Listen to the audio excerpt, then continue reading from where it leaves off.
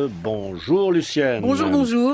Vous m'amenez un truc là, mais c'est on dirait un jeu de mémoire. Oui. Il y a plein d'images et elles sont superbes ensemble, mais je vois pas trop l'unité pour l'instant. Ah, le mot jeu, je le prends au vol parce qu'en fait c'est juste une exposition qui est un jeu en fait, une immense partie de Ricochet, une partie de Ricochet géante à Paris, au Grand Palais, une exposition qui fonctionne comme un jeu. C'est une exposition où chaque œuvre est prédite par la précédente et chaque œuvre annonce la suivante. Vous savez, un peu comme ce jeu. Chapeau de paille, paillasson, Voilà. somnambule. J'en ai marre, marabout, bout de Donc ficelle. c'est pas dans un ordre chronologique, Voilà. ni dans un ordre génétique, au point de vue de l'histoire de l'art, c'est des motifs, des choses qui se rapprochent comme ça. Exactement, il n'y a pas du tout de thème commun pour toute l'expo, il n'y a pas une même période ou un même artiste, pas de logique historico-géographique.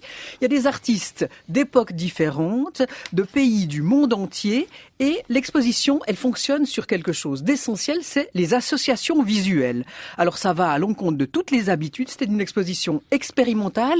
En fait, le commissaire d'exposition, Jean-Hubert Martin, compte sur l'œil du visiteur et D'accord. non sur sa culture, non Donc sur c'est ses l'œil, connaissances. alors on voit, C'est l'œil. je sais pas, on voit une tête de mort d'un côté, puis il y a une autre de l'autre, puis ils peuvent avoir 400 ans de différence, puis venir d'autres mondes, c'est ça? Exactement. Par exemple, on a un portrait du Fayoum, donc une peinture d'antiquité, un portrait funéraire, avec des yeux très importants, un regard très important. Puis tout à coup, juste à côté, eh bien, on a une tabatière de la fin du 19e où il y a un œil qui est cerclé de lauriers, puis ensuite on passe à une représentation peinte de Sainte Lucie, une sainte connue parce qu'on lui a arraché les yeux. Vous voyez, il y a un lien qui est l'œil, le regard, et on passe d'une pièce à l'autre, on fait des cabrioles en fait, entre des œuvres de genres complètement différentes, des peintures, des sculptures, des œuvres textiles, des dessins, des gravures, de l'Antiquité, de 1000 ans avant Jésus-Christ, Ouais. à des œuvres contemporaines comme celle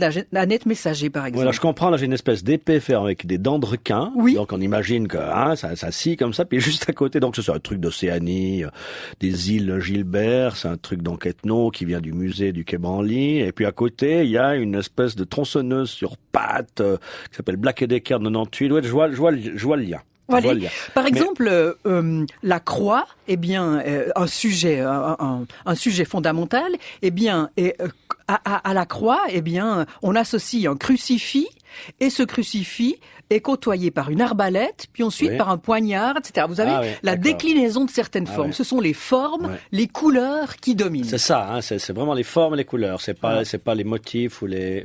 D'accord. Alors on passe à pieds joints d'une œuvre à l'autre. Évidemment, il n'y a que des surprises, il n'y a pas de catégorie, il n'y a pas de hiérarchie, on n'a pas du tout de discours ethnocentriste, et puis c'est une juxtaposition de surprise en surprise. Mais génial, j'en ai une. On a ces toiles Oui. de Fontana qui sont coupées au Fondues. cutter, et juste à côté il y a une cuirasse d'officier qui s'est pris un boulet à la bataille de Wagram, quoi. C'est génial. Alors parfois, évidemment, ces cousinages sont évidents, ils sont drôles, d'ailleurs on se surprend à Bah souvent oui, alors, rigoler. en tout cas, je ris. On se marre dans l'exposition et les gens s'amusent, les gens prennent ça pour des clins d'œil, pour des espiègleries, mais parfois, il faut quand même bien le dire, on voit pas le lien.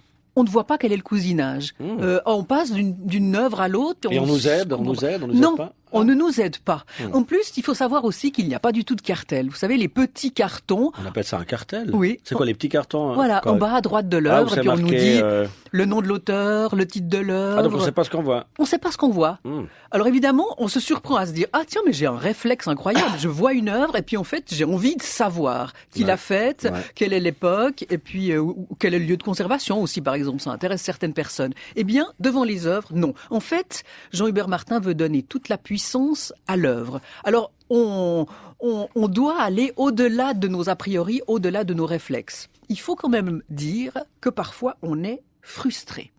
Parce qu'on a envie de savoir, tout de même, bon, non seulement... Ouais, mais il y a un catalogue après, il y a quelque chose. Ah, non il y a un catalogue, mais qu'on achète. Ouais, d'accord, mais bon, bah quoi. Non, en fait, ce qu'on nous donne, c'est que, parce qu'en fait, ce sont un accrochage très linéaire. Et au bout de chaque travée, il y a un petit écran et qui reprend toutes les œuvres et qui nous donne Il y a le simplement, générique, voilà, d'accord. ces petits cartels justement Ouais, d'accord, ok. auxquels on faisait allusion. Bah, ça nous laisse libre de mieux les apprécier puis d'être seul face à l'œuvre. Alors ça, c'est le pas point positif. Je trouve que c'est au moins on est débarrassé de toutes ces informations qui parasitent et qui perturbent notre admiration, notre rapport direct face à l'œuvre C'est d'art. plus festif, non? C'est comme dans une discothèque, on enchaîne des disques, on dit pas les titres, tandis qu'à la radio, Voilà. on dit les titres, puis on danse pas en écoutant Espace 2, on danse au...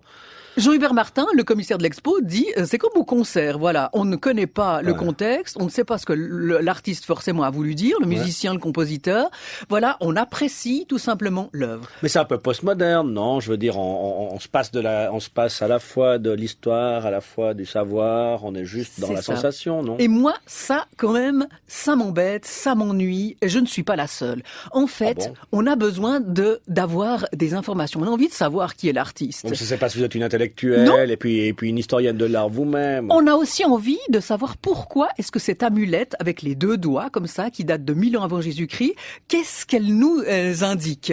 Elle nous indique un geste religieux qui est très précis. Moi, j'aime aussi qu'on me donne quelques explications sur la fabrication de l'œuvre. Ça veut dire que l'art est fait pour la tête, alors? Non, elle est faite pour les deux, pour Ouais. les sens et pour la réflexion. Moi, je suis persuadée qu'il y a un lien entre la réflexion et le sentiment, la sensation. Je suis sûre que ces deux se nourrissent l'un l'autre. Ouais. Je suis sûre que plus on sait de choses sur le contexte historique, sur le contexte culturel, et plus on apprécie et plus on Mais quand vous ressent. vous promenez dans une ville, vous voyez des façades de différentes époques, vous allez à Yverdon, vous avez la statue de Pestalozzi, vous avez un château du Moyen-Âge, vous avez un hôtel de ville dans un style, un temple baroque, vous êtes là, vous trouvez beau, vous appréciez. Vous n'avez pas l'envie que l'instituteur vous fasse un cours sur l'architecture, ou bien? Non. Lucienne. Pas du tout. J'adore me balader de manière tout à fait simple, spontanée et naturelle Et dans pas dans une les ville. musées. Mais dans un musée, eh bien, je Ah. trouve que c'est aussi l'occasion de connaître un peu plus, d'en savoir un peu plus sur ces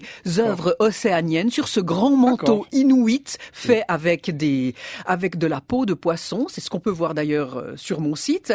Un énorme Oui. manteau Sur inuit. noteartbrut.ch, il y a ce grand manteau inuit. Alors bon, on peut aller le voir au Quai Branly, on peut aller le voir dans son contexte, et puis pour une fois qu'on puisse faire la fête un peu. Mais Lucienne, Oui, très bien. Faisons la fête. Ça, c'est l'immense côté formidable de cette Ouais. exposition. Je pense qu'il y a vraiment un côté splendide, mais à trop vouloir privilégier que la saveur, on en perd un tout petit peu parce que je suis sûre que le savoir accentue et augmente la saveur. ah mais ça c'est un beau mot d'auteur, ça, le savoir et la saveur. Enfin, vous nous recommandez quand même d'aller voir cette exposition. Ah oui, Rappelez-nous parce- le nom vous savez alors de pourquoi ce commissaire. Jean-Hubert Martin, Ouais. et l'expo, c'est Carambole, simple à se souvenir. Ce qui est important, c'est surtout d'y aller et de pas forcément vouloir à tout prix jouer et comprendre Bah tous ouais. les liens. Parce que des fois, vous m'amenez des artistes d'art brut qui eux-mêmes ont compilé, ont collé Oui. des trucs de pub, des œuvres d'art, des dessins cochons, des trucs qu'ils ont fait. Puis vous trouvez ça formidable. Alors là, on pourrait dire que c'est un commissaire brut. Oui, moi je trouve ça formidable, mais vous trouvez aussi formidable quand j'apporte 1 ou 2 clés et quand je décrypte 2 ou 3 choses de ces œuvres d'art brut que je présente. Je crois qu'on n'a pas besoin d'exégèse, on n'a pas besoin de bouquiner des encyclopédies entières, mais quelques informations font du bien et ravivent encore nos sensations. Je suis persuadée que si on va voir cette expo et qu'on se dit je vais voir les œuvres pour elles-mêmes, eh bien on y trouve son compte de toute façon, parce qu'il y a des œuvres absolument étonnantes, surprenantes, beaucoup d'œuvres qui J'ai été jouent touché. sur le charme. C'est Mais pas, oui, c'est pas un coup de gueule que vous poussez là. Vous Pas avez du l'envie tout. de nous y amener, je suis sûr. Oui, je trouve qu'il y a les 2 côtés. Ouais. Je pense que de toute façon, il y a des œuvres exceptionnelles, des œuvres jamais vues. Il y a beaucoup d'autres, quelques œuvres d'art brut d'ailleurs, beaucoup d'œuvres antiques, beaucoup d'œuvres océaniennes, coréennes. Et ça, c'est un mélange extraordinaire. C'est comme vos bagues, Lucienne, et votre chemisier, et votre petite écharpe, et votre jupe. Tout ça vous va très bien. Et je ne sais pas, vu d'ici, si c'est du lin, de la soie, si c'est ethnique, si c'était acheté dans le prêt-à-porter. Mais quel bonheur de vous voir si intelligente, si cultivée, si didactique, puis en même temps dans votre sensualité. Je rêve de partir à Paris, même, j'irai même avec vous pour Partons. voir cette exposition. Allons-y. Allons-y. Vive le métissage. Et vive Lucienne Perry pour en savoir plus sur ses carambolages à Paris. Noteartbrut.ch ou RTS.